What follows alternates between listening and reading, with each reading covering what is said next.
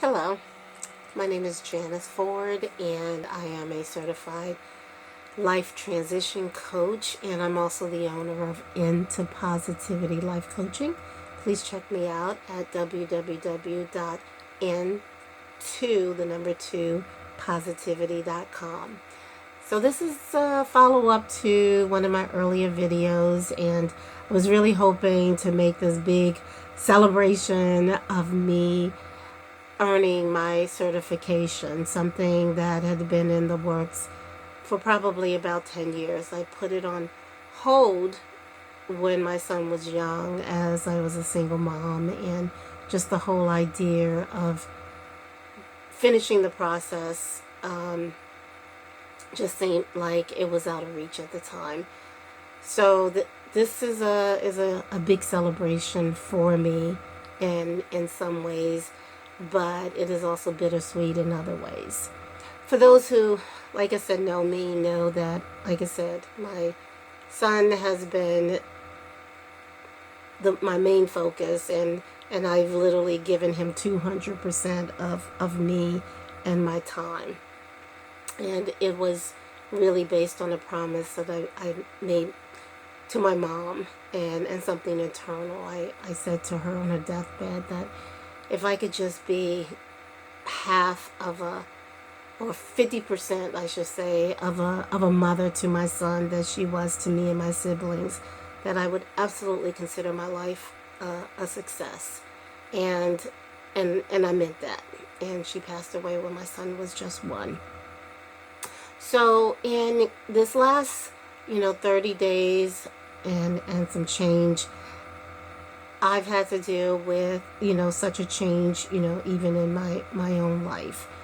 And as I said, he's off to college now, and, kind of realizing that as much of the prescriptives that they give you in terms of how to get through your own challenge, especially as empty nesters, I forgot a really important piece of all of the recommendations or the steps to getting through it.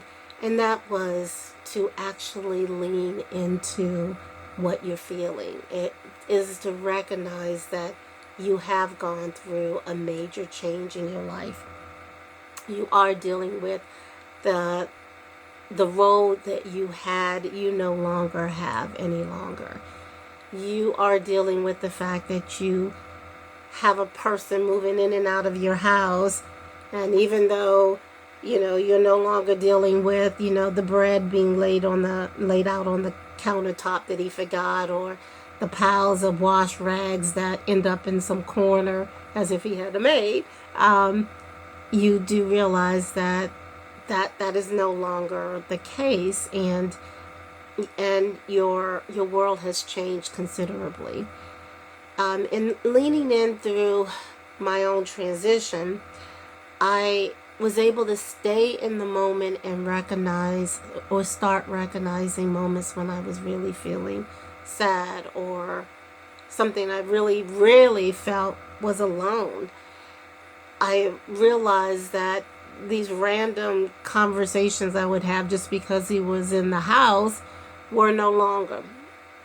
And I think one of my biggest epiphanies was, like I said, that my promise to my mother, in terms of the type of mother I wanted to be, was complete. And that ended up making me really sad, but in a good sort of way, because I did it, and he's a great and amazing kid, but it also means that it's something that I no longer hold as a promise to her. So in letting him go, I'm letting that piece of her go. And like I said, she passed away 17 years ago.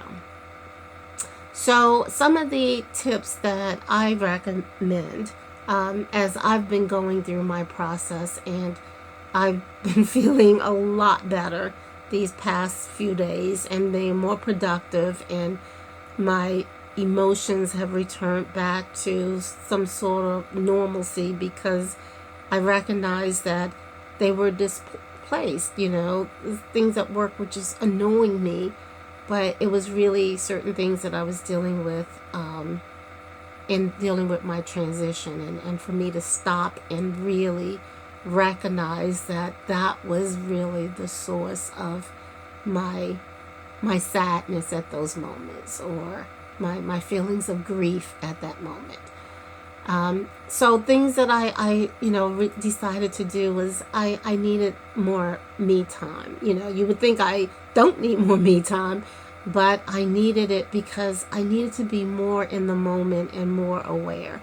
I needed to recognize that if my subconscious hears the bus in the morning and I'm seeing the school kids get on it, it had an effect, because my child is not going to be out there waiting for the bus to pick him up.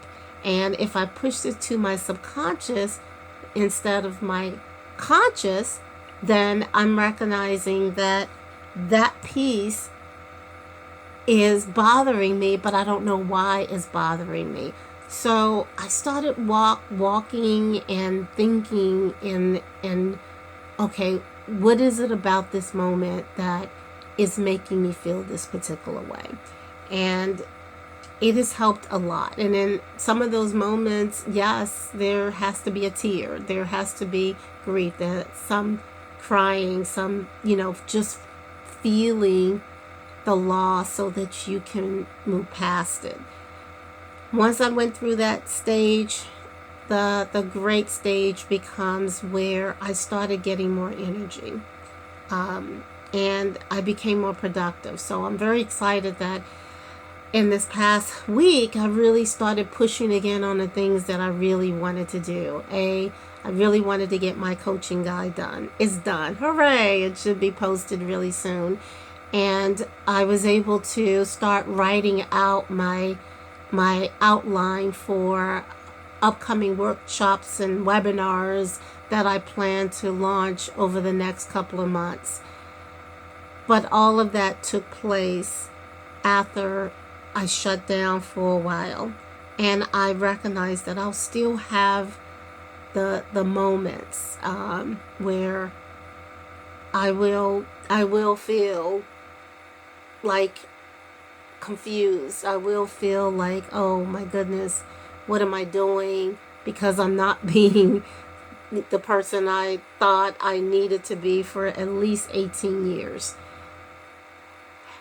So my steps, my tips are really basic. If you're going through a transition, such as in this case as an empty nester, recognize that, like I said, it is a loss. As much as you might yell at them and say, I can't wait until you get out of the house, you're still dealing with a change in your life.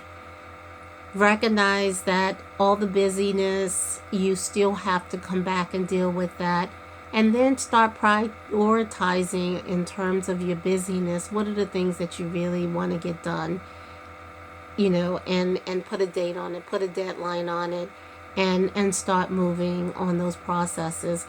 And then, one of the things that I'm looking at is, what are some of the new roles that I want to accept or adopt?